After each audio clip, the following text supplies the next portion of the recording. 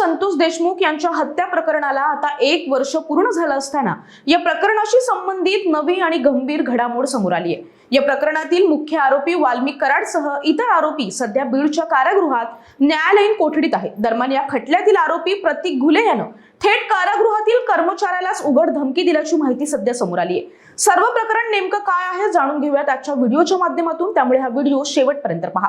पण त्याआधी तुम्ही चॅनलवर नवे असाल तर आधी चॅनलला सबस्क्राइब करा, या व्हिडिओला लाईक करा आणि शेअर करायला सुद्धा अजिबात विसरू नका।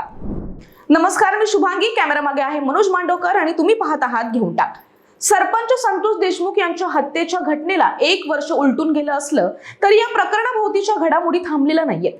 या खटल्यात वाल्मिक कराडसह अनेक आरोपी सध्या बीड येथील कारागृहात आहेत। दरम्यान या प्रकरणातील आरोपी प्रतीक घुले याने तुरुंगातील एका कर्मचाऱ्यालाच थेट धमकवल्याची गंभीर बाब उघडकीस आली आहे। तू बाहेर आलास की तुला सोडणार नाही अशा शब्दात दिलेल्या धमकीमुळे प्रशासनात एकच खळबळ माजली असून कारागृहातील शिस्त आणि सुरक्षेवर पुन्हा एकदा प्रश्नचिन्ह निर्माण झालंय। शिवसेना शिंदे गटाचे जिल्हा प्रमुख स्वप्नील गलधर यांनी संतोष देशमुख यांच्या प्रकरणातील आरोपी प्रतीक घुलेवर गंभीर आरोप केले आहेत।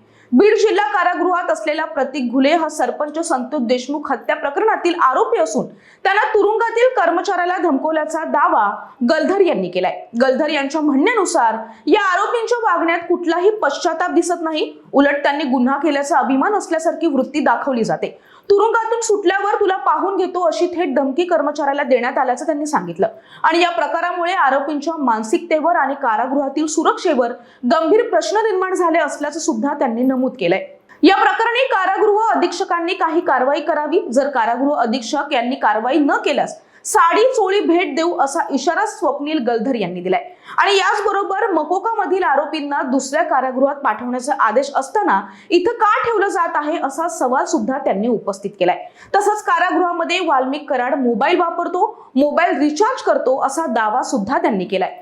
या संपूर्ण प्रकरणावर बीड जिल्हा कारागृहाचे अधीक्षक राजाराम सिद्धलिंग चांदणे यांनी दूरध्वनीवरून आपली भूमिका सुद्धा स्पष्ट केली आहे। त्यांनी सांगितलं की कारागृहात गवते नावाचे कर्मचारी कार्यरत असून त्यांच्याकडून कोणतीही अधिकृत तक्रार सादर करण्यात आलेली नाहीये, त्यामुळे अशा प्रकारची धमकी दिल्याची घटना घडलेली नसल्याचं त्यांनी स्पष्ट केलंय। तसंच कारागृह परिसरात सर्वत्र सीसीटीव्ही कॅमेरे कार्यरत असल्यानं कोणतीही घटना लपून राहू शकत नाही। जर काही गैरव्यापार किंवा गैरप्रकार आढळून आला तर त्यावर कायद्यानुसार कारवाई केली जाईल असंही चांदणे यांनी सांगितलं आहे।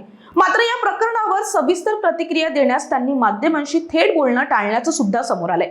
या प्रकरणात एका बाजूला धमकी दिल्याचे गंभीर आरोप होत असतानाच दुसरीकडे कारागृह प्रशासनाकडून अशी कोणतीही घटना घडली नसल्याचा दावा केला जातोय। त्यामुळे या संपूर्ण प्रकरणात नेमकं सत्य आहे तरी काय असा प्रश्न सध्या अनुत्तरित आहे। आरोपींच्या वागणुकीवर प्रश्नचिन्ह निर्माण होत असताना कारागृहातील शिस्त, सुरक्षितता आणि जबाबदारी याबाबत सुद्धा चर्चा सुरू झाली आहे। आता सीसीटीव्ही फुटेज आणि पुढील चौकशीमधून खरं काय ते समोर येणार आहे, पण ते सगळं चेक होणार का हे पाहणं सुद्धा तेवढंच महत्त्वाचं आहे। संतोष देशमुख यांच्या हत्येनंतर संपूर्ण महाराष्ट्रातून आक्रोश व्यक्त झाला होता आणि त्यानंतर सीसीटीव्ही फुटेज आणि पुराव्यांच्या आधारावर वाल्मिक कराड आणि त्याच्या साथीदारांना तुरुंगात पाठवण्यात आलं होतं। परंतु आता 1 वर्ष उलटून सुद्धा या प्रकरणात पुढे काहीही घडलेलं नाहीये, त्यामुळे कोणाच्या वरद हस्तामुळे हे सगळं सुरू आहे असा सवाल सुद्धा आता सगळ्यांनाच पडलाय।